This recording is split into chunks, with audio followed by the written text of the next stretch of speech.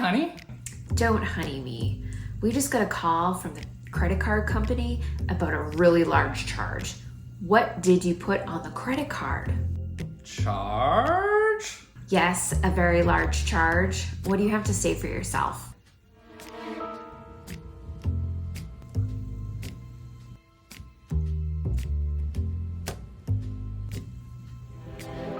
We're going on the inaugural cruise of Icon of the Seas? Yay! Oh, I'm so excited.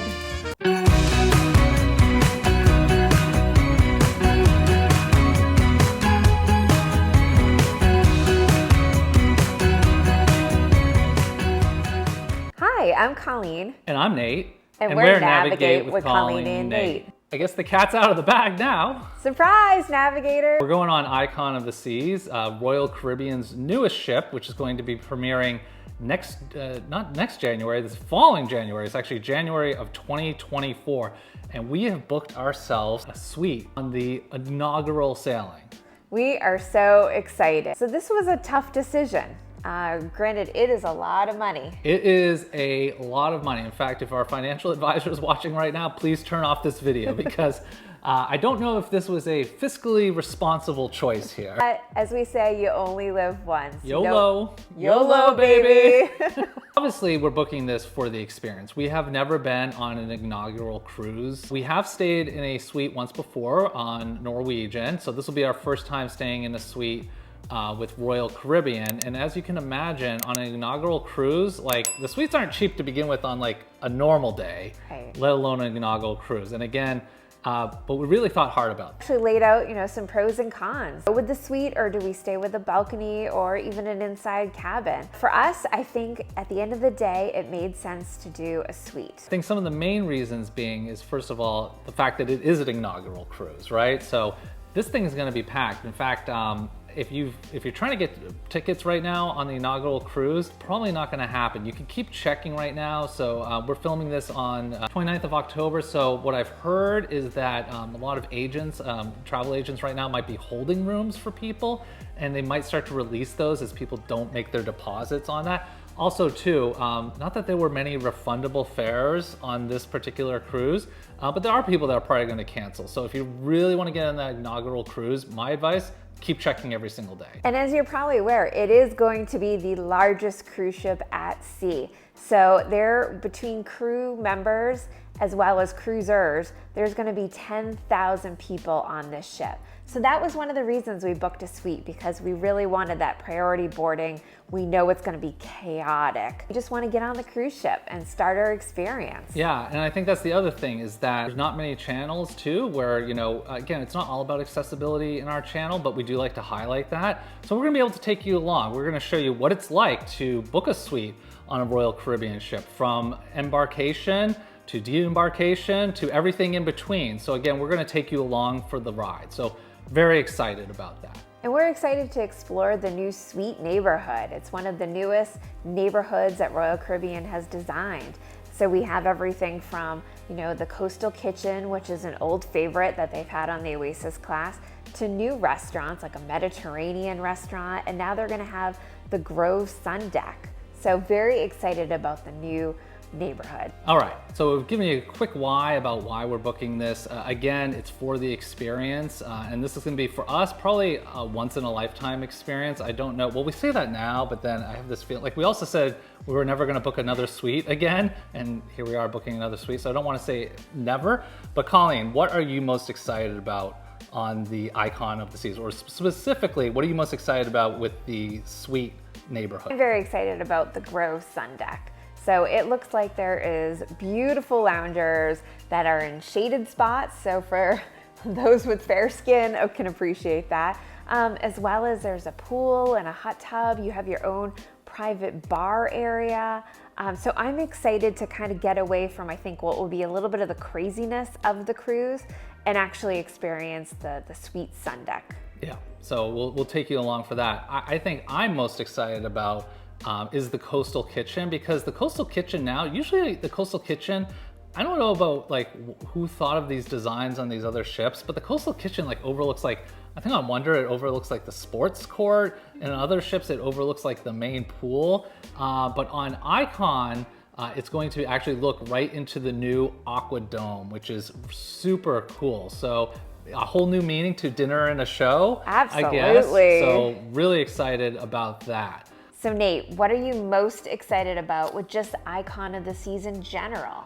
That's a tough question because there's like so much on this ship, but actually one thing I'm really curious about is this new feature in the Royal Promenade called the Pearl. It is a several story tall feature, but at one part of it, there's actually this sitting area. I think it's gonna be like a dining area for the little, I think they're calling it the Pearl Cafe or something like that. But there's this huge window that overlooks the ocean. I think that's just gonna be so cool to have this big giant piece of glass looking out across the ocean that's like several floors high. I think that's gonna be really neat, and I'm really excited to see that. I agree, I'm excited about that. I'm also really excited about the Aqua Dome. So Royal Caribbean has always had the Aqua Theater as part of like their Oasis class ships. But with Icon of the Seas, they're reinventing this whole venue. So now it's not just an open air evening show. They're actually gonna have a space during the day that you can go in. There looks like there's gonna be bars, seating area, air conditioning, beautiful glass so you can look out at the ocean as you're sailing along, and a gorgeous waterfall. So we're hearing that this waterfall is gonna run all day long, but as it approaches the evening, as the lights come down, as they start to prepare for the evening aqua show, that waterfall is gonna start to pick up in pace. So I think it's gonna be just a gorgeous venue that you can use rain or shine, day or night. So you may be asking, how do we actually end up getting a room on an inaugural sailing? Well, I think this is one of the few times we normally book our own cruises. And actually this is not a paid spot. We're not being paid to say this. And this is the first time we're working with this person, but we decided to work with Hard Travel. So if you've been on YouTube long enough, you've seen Danny's videos, right? And talking about that signature Hard Travel service. And we certainly got it this time. I think our agent was up very early in the morning to grab us a suite. And she was fantastic, our travel advisor there. Sent us a text message right away, got us all the paperwork, I think within a day, which was pretty impressive. And we got them our deposit within 24 hours because there was no way we were gonna miss out on this. So big thanks to Hard Travel and all the travel advisors over there. Danny might be on this one, so. We're hoping. We can't wait to meet you, Danny. You probably have no idea who we are, but we'll come introduce ourselves. We'll come find you, Danny, and we'll introduce ourselves, and then he'll probably avoid us for the rest of the cruise after that. So anyways, so we're looking forward actually to seeing all the content creators. I think there's gonna be quite a few on there, so looking forward to meeting all of them, and who knows how big our channel will be by then. So they might know who we are, but I'm gonna go with still, we'll be the small fish. Yes. Small fish. In the big pond. The big pond. All right, we're gonna do prediction time. Really excited though. So we were thinking to ourselves, who is going to be the godmother or god person or godfather or god person or god family god family of Icon of the Seas? So we have some predictions here, and this is we had a big list and we've whittled it down. This was a big topic of discussion with our morning coffee of who can live up to the status of an icon. And I think we've come up with a good list. Yeah, but we need you also to vote if you think any of our 4 that we tell you, or even our wild cards that we're gonna throw out, could possibly be the Icon of the Seas godmother. Yeah. Or if you have another suggestion, let us know. Yeah, mention down in the comments who you think is gonna be the godmother, person, family, father of Icon of the Seas, and we'll see who's right. We'll have to revisit this video once that gets announced. So Colleen, who's first on your list? Celine Dion.